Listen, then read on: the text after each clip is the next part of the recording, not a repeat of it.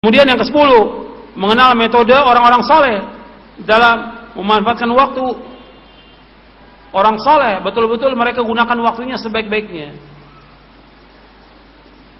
Dan Allah sudah sebutkan secara umum dalam Al-Quran, ketika malam itu orang yang beriman kan melakukan tahajud. Ketika menjelang sahur mereka melakukan apa? Istighfar. Wabil asharihum yastaghfirun.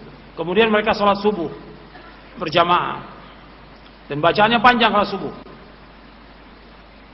Kemudian setelah subuh zikir pagi sampai waktu syuruk, sampai terbit matahari. Kemudian baru kalau dia mau kerja apa dagang segala macam jalan.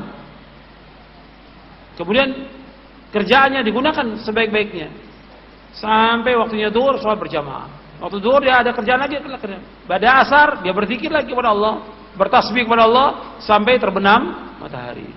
Dia bisa gunakan baca Quran, baca buku yang bermanfaat. Begitu waktu tiba waktu sore, gunakan kesempatan itu. Jangan tunggu waktu pagi. Yang bisa kita kerjakan waktu sore, apa pekerjaan waktu sore? Gunakan. Itu yang diajarkan oleh Ibnu Umar. Makanya kita lihat waktunya salaf saleh itu barokah.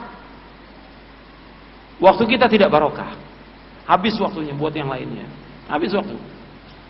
Bahkan kadang-kadang juga orang memanfaatkan kesempatan-kesempatan yang mestinya untuk taat digunakan buat yang lain oleh dia. Dan nggak bisa bertemu waktu kita untuk belajar taat digabung dengan tamasya, nggak bisa. Nggak bisa. Gimana kita waktunya ngaji, thalabul ilmi digabung dengan tamasya? Apa tamasya? Jalan-jalan, nggak bisa. Yang lebih kuat yang mana? Rekreasinya, jalan-jalannya, nggak bisa digabung. Waktunya kita taat, orang ini mesti dibawa ke masjid, bukan dibawa ke rumah, bukan dibawa ke pantai, bukan. Orang dibawa ke masjid. Antum perhatikan, ahlul bidah dulu, ahlul bidah ya. Dulu orang di masjid, sekarang mereka nggak mau di masjid, dibawa apa? Ke jalanan. Tabligh akbar ini mana? Di jalanan. Kita mesti bawa ke masjid. Nah sekarang mulai ada lagi orang diajak ke pantai. Gimana ngaji di pantai? Yang lebih kuat apanya? Yang lebih kuat apanya? Pantainya, jalan-jalannya. Seperti ngaji, makan-makan. Yang lebih kuat apanya? Makannya yang lebih kuat, bukan ngajinya. Saya pernah diundang di satu tempat pengajian. Isinya makan. Saya tanya kepada pengurusnya, ya di antara ada pejabat juga. Saya tanya, ini pengajian udah lama Ustaz. Terus kalau udah lama, apa yang udah bisa dilaksanakan dari syariat Islam dan sunnah-sunnah Nabi? Ya ini yang bisa dilakukan. Masa cuma ngaji aja? Karena saya lihat masih polos-polos gitu. Katanya udah 10 tahun ngajinya. Saya bilang kalau ngaji itu ya mestinya bermanfaat ya. Ada perubahan dalam kehidupan, itu ada perubahan. Udah lebih dari 10 tahun saya lihat pengajian itu depannya semua makanan gitu. Ibu-ibu satu sedang bawa makanan, satu lagi bawa makanan. Saya bilang, ini pengajian.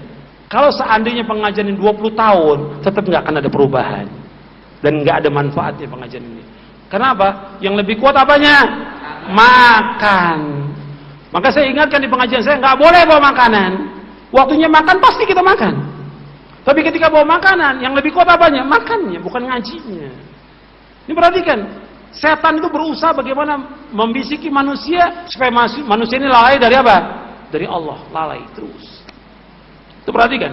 Kita kalau waktunya ngaji-ngaji, taat kepada Allah, kerjakan. Jangan digabung. Gak bisa digabung. Mesti ada yang lebih kuat. Yang lebih kuat apanya? Makannya, jalan-jalannya, tamasyanya, ngobrolnya. Dan yang segala macam sudah. Makanya orang dibawa itu ke masjid. Supaya apa? Di masjid kan Allah sebutkan, Nabi kan sebutkan, ketika berkumpul di masjid, yang dikelilingi oleh siapa? Malaikat. Kalau di pantai, kata Nabi, wa majtama'a qaumun fi baitin min buyutillah illa nazalat alaihimus sakinah wa ghashiyatuhumur rahmah wa haffathumul malaika wa wa dzakarahumullah fi man 'inda. Barang siapa yang berkumpul di satu masjid Allah, fi baitin min buyutillah, yatluna kitaballah wa yatadarasunahu fima bainahum. Membaca kitab Allah, membaca Al-Qur'an dibaca. Kemudian dipelajari. Dan kenapa kata Nabi? Nazalat alaihim sakinah. Turun sakinah, ketenangan. Kalau di pantai enggak turun ketenangan. Di masjid turun ketenangan. Kemudian diliputi oleh apa? Rahmat Allah. Kemudian yang ketiga, dikelilingi oleh malaikat. Oleh malaikat. Yang keempat, Allah akan sebutkan dia termasuk orang-orang yang berada di sisi Allah. Disebutkan oleh para malaikat. Allah menyebutkan kepada para malaikat yang ada di sisinya. Jadi ikhwani fiddin, azakumullah. Ini perhatikan bahwa kita ngaji ini harus serius, sungguh-sungguh. Fokus kita. Dan betul-betul waktu itu kita gunakan sebaik-baiknya.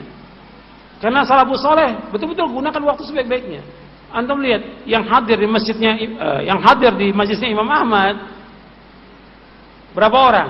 5.000 orang hadir.